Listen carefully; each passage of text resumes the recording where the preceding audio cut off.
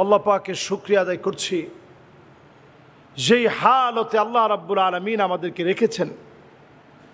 প্রচণ্ড তাপমাত্রা বেড়ে গিয়েছে, দুর্বিষহ তাপদাহে পুরা দেশ যখন উত্তপ্ত, জায়গায় জায়গায় যখন সলাতুল ইস্তিসকা পানি প্রার্থনা করে আল্লাহর কাছে যখন কায়মানুবাক্যে কান্নাকাটি চলছে, নবী আলাইহিস সালাতু ওয়াস সালামের জামানায় বৃষ্টি যখন হচ্ছিল না, সাহাবায়ে কেরাম দোয়া করলেন, নবীজির কাছে এসে বললেন, নবীজি একটু দোয়া করে দেন, আল্লাহুম্মা আগিসনা গাইসান মুগীসান মুরিআন নাফিআ।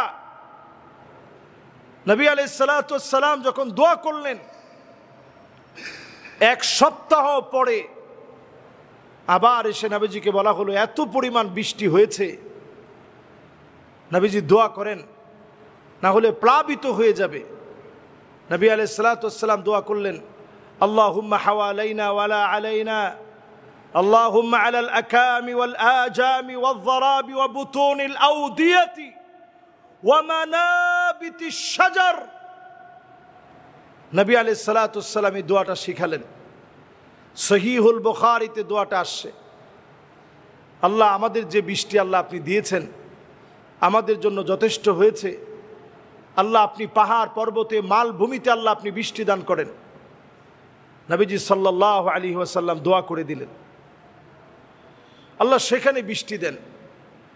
পত্র পল্লবে আচ্ছাদিত সবুজ বনাঞ্চলে আল্লাহ আপনি বৃষ্টি দান করেন।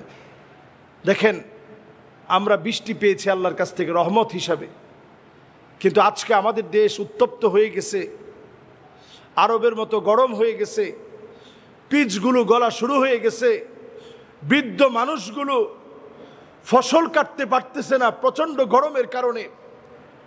কৃষকেরা রাতে আলো জ্বালায়া বাতি জ্বালায়া তারা কষ্ট করে রাত গভীরে তারা ফসল কাটতেছে, চাঁদের আলোতে ফসল কাটতেছে।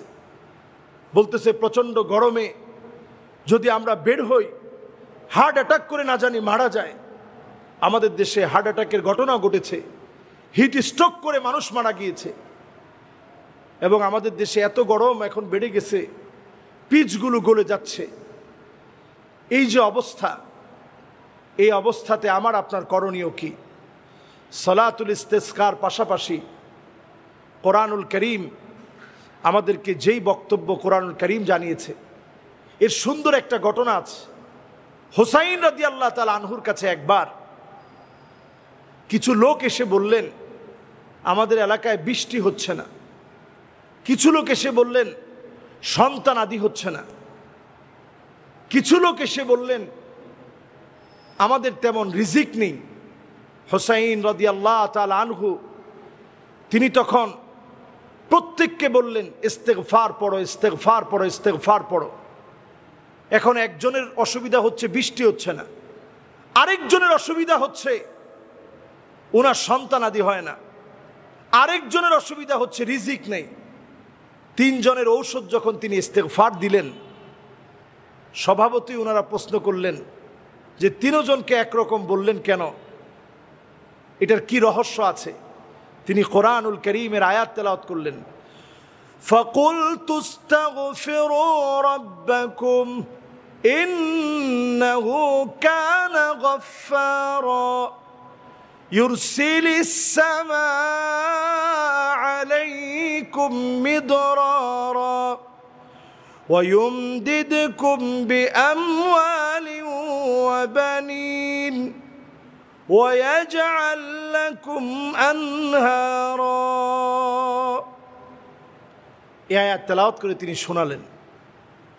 আয়াতে কারিমার ভিতরে স্পষ্ট বক্তব্য, যদি আমরা তওবা করি বৃষ্টি আসবে, যদি আমরা তওবা করি সন্তান সন্ততি আল্লাহ তাআলা দান করবেন, যদি আমরা তওবা করি রিজিকের ফয়সালা আমার আল্লাহ দান করবেন, আমার আল্লাহ রিজিক দিবেন। আজকে দুনিয়ার দিকে তাকায় দেখেন, আমাদের দেশে পরম সুন্দর এই দেশে, ছয় ঋতুর এই দেশে, পরম ভালোবাসার এই দেশে যেইভাবে তাপমাত্রা বেড়ে যাচ্ছে, মানুষ হাউমাউ করে কাঁদতেছে, মানুষের ভিতরে হাহাকার বেড়ে যাচ্ছে। সারা বাংলাদেশ জুড়ে মানুষ আল্লাহর কাছে ফরিয়াদ করতেছে। অন্যদিকে আপনি দুবাইয়ের দিকে তাকায় দেখেন, বৃষ্টির পরে বৃষ্টি হয়, তাদের জনজীবন দুর্বিষহ হয়ে পড়েছে। হাজার হাজার কোটি মার্কিন ডলারের ক্ষতি হয়েছে তাদের। এই ক্ষতির পহর গুনতে হবে অনেক দিন। আপনি সৌদি আরবের দিকে তাকায় দেখেন, প্রচণ্ড বৃষ্টিপাত শুরু হয়েছে, আরব সবুজ হয়ে যাচ্ছে। ওমানের দিকে তাকিয়ে দেখেন, বৃষ্টিতে বিভিন্ন অঞ্চল তলিয়ে গিয়েছে।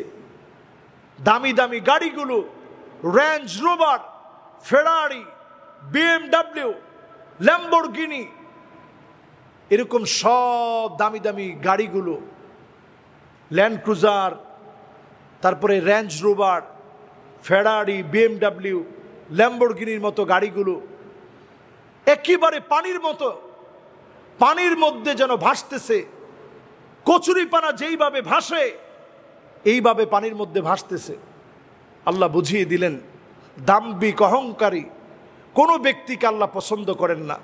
দাম্ভিকতা মুসলমানদের জন্য কখনো ভূষণ চাদর হতে পারে না। যারা কৃত্রিমভাবে ক্লাইমেটকে স্প্রেডিং করেছিল, কৃত্রিমভাবে কৃত্রিম বৃষ্টিপাত ঘটিয়েছিল, আল্লাহ তাআলা তাদেরকে দেখিয়ে দিলেন কতটুকুন বৃষ্টি তোমরা নিতে পারবা, কতটুকুন বৃষ্টি তোমরা নিতে পারবা। আল্লাহর আযাব আমরা কেউ, আল্লাহর আযাবকে আমরা সহ্য করতে পারবো না। এমন আযাব দুনিয়ার দিকে দিয়ে আসছে। আজকেও নিউজ হয়েছে, আপনারা দেখবেন, ফালইয়ারতাকিবু ইনদা যালিকা রিহান হামরা, চারদিকে আগুন ছড়িয়ে যাবে। নবী আলাইহিস সালাতু ওয়াস সালাম বলেছেন, এখন চতুর্দিকে যেন আগুন ছড়িয়ে যাচ্ছে, এমন তাপদাহ, এমন তাপমাত্রা চারদিকে ছড়িয়ে পড়েছে। আমার আপনার কাজ কি? অধিক পরিমাণে ইস্তেগফার করুন, আল্লাহ রাব্বুল আলামিনের কাছে গুনাহ থেকে মাফ চান। কোরআনুল কারীম আমাদেরকে বক্তব্য স্পষ্ট করে দিচ্ছে, আওয়ালা ইয়ারাউনা আন্নাহুম ইফতানুনা ফি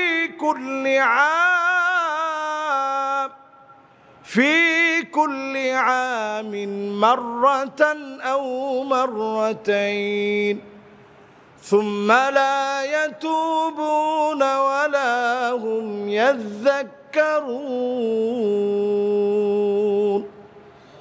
প্রত্যেকটা বৎসরে একবার অথবা দুইবার আল্লাহ তাআলা শাস্তি দিয়ে থাকেন।